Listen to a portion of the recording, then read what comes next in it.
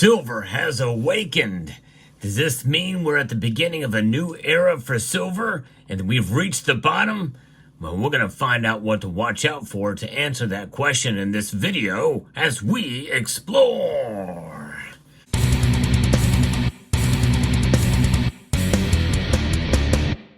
Yes, and another market report here. Precious metals have made quite a move today, with silver far outperforming gold. It stays like this when we like to celebrate because silver is showing its colors, which is very reflective, very silvery. Yes, indeed, it is the most reflective metal on the planet, which means that it's going to show every single color on the spectrum of the rainbow, depending on how it's polished. But nonetheless, gold and silver prices are alive today, and gold is up 1.89%, up $48.20 to $2,611.50 moments before the markets close. Silver is up over 3% right now. Yes, indeed, up 92 cents at the moment to $31.21. It did reach a high of $31.33 earlier in the day. Platinum and palladium also have jumped up dramatically. Platinum is up $29 and palladium is now over $1,000. It's up $62 today. Indeed, what a massive move that is going on in the markets with gold and silver and all precious metals today. So what's behind this move? Well, it is based off of a softer dollar. That's right, the dollar has weakened a little bit here today. And Reuters is reporting that gold prices have soared on Monday after 6 days of losses as the U.S. dollar surge stalled in heightened uncertainty over the Russia-Ukraine conflict. And really, that's a war. It's not a conflict. Rekindled safe haven demand. Part of what's going on there is President Biden's announcement of long-range missiles for Ukraine to reach deeper into Russian territory. Some of it's prompting safe haven demand for gold. That literally could lead to World War III because that's a red line for Russia. And they said that if you're going to see U.S.-made missiles by Ukraine being launched into the interior of the country, well, it could be a nuclear attack potentially on Kyiv and maybe even Western targets. Let's hope that doesn't happen. Let's hope cooler heads will prevail. And nonetheless, that is affecting the dollar. It is down slightly. It's down 0.5. It's down a half a percentage point to 106.2. Still very high, though, considering how high it's been climbing over the past weeks since the election. But that is essentially what has caused silver's price to surge. Gold, which is considered a safe haven investment during economic and geopolitical turmoil, posted its steepest weekly drop in more than 3 years last week as President-elect Trump's proposed tariffs are seen as potential drivers of inflation, which could prompt the Fed to slow its rate-cutting pace. And again, the real language, what it should say is it could cause price increases. There's only two causes for inflation, folks. And I really wish the powers that be, including the president himself, would understand this. It actually took Elon Musk to correct him on this during an interview that he did with him. There's only two causes of inflation. That is government spending, which perpetuates the Federal Reserve to print more dollars to meet the spending needs. Increased spending means that there is essentially more supply of dollars out there, that because there's so much spending going on by the federal government that they cannot tax you enough in order to meet the needs of the government. We keep going into debt and more debt and debt after debt to the tune of well over $36 trillion right now. It's just insane. But that is what leads to inflation. Now, tariffs could cause higher prices. Yes, that could happen. And higher prices are not good for the economy, obviously. But nonetheless, that's a more nuanced discussion I don't want to get into at this moment in time. It in turn would boost the dollar index, but it could cause the Fed to slow its rate-cutting pace. And that is the calculus there, and that's part of what is leading to higher prices right now. It boosted the dollar's index to trade at a one-year high on Thursday. However, the greenback fell 0.4% on Monday. Now it's 0.5%.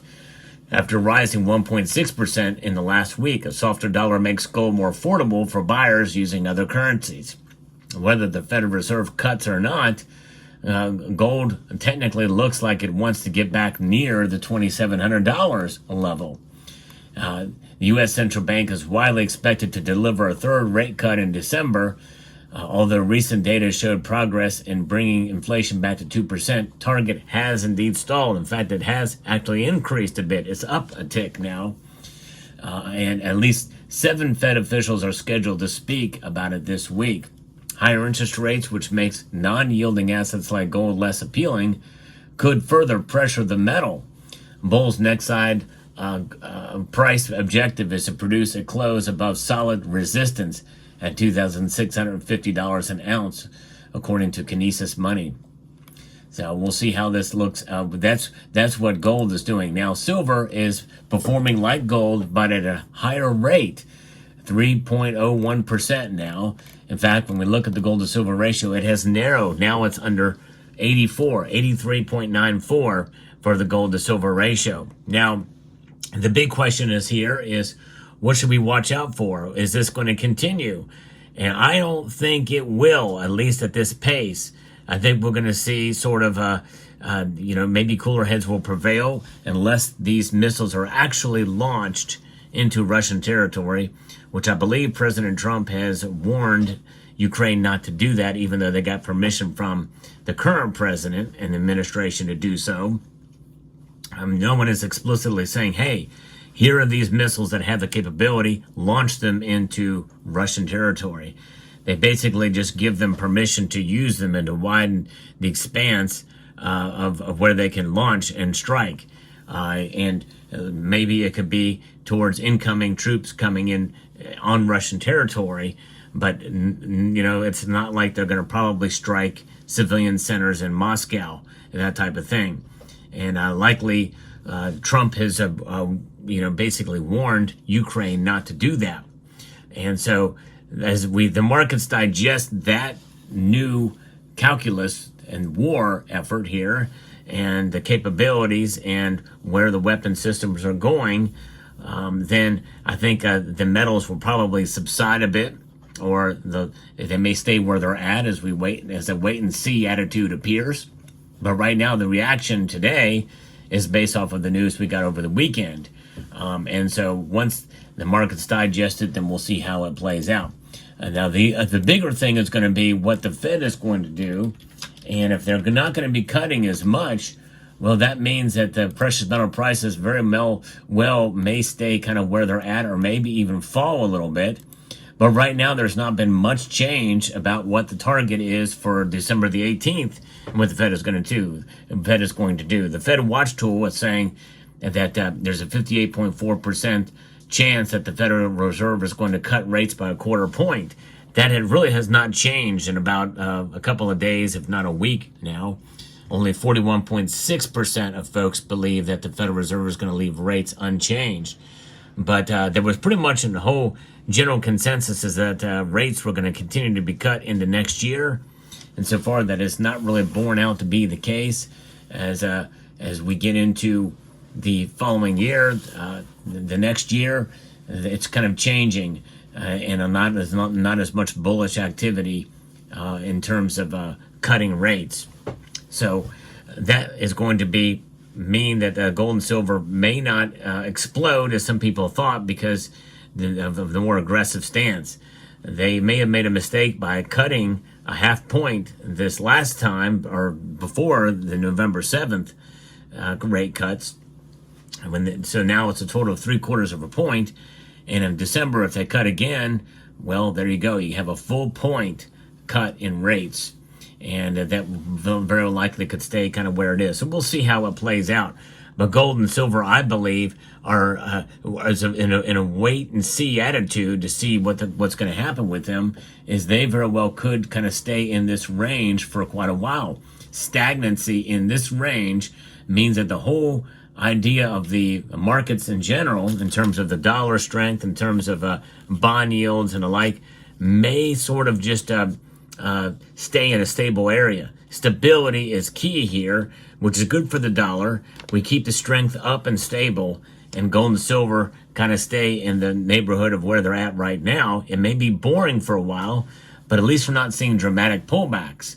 And so I think that as the markets digest what's going on, what the Fed is going to do, with what the dollar is going to do, and what the geopolitical situation is going to look like, as long as everything kind of settles in, kind of where it is now, then likely we're going to stay in this range, which is really a good thing. Because as I've said for quite a while, that if we could stay above $30 an ounce, it's a reason to celebrate silver as being sort of an inflation hedge, and finally really kind of revealing itself as such.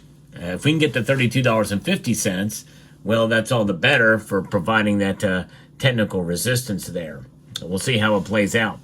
But what I like to do on this channel is give you the latest news in the world of precious metals. I do post daily videos, so I hope you would consider subscribing if you haven't done so already. I also like to show some cool silver as well as we discuss the markets and what's going on with the metals complex. But nonetheless, we're going to keep an eye on things. But what should we watch out for is essentially more news that could lead to more instability in the markets and geopolitics, and that's going to be good for gold and silver. It's proven itself today, and if that continues, well, that's what's going to happen tomorrow. But I don't think that's going to be the case.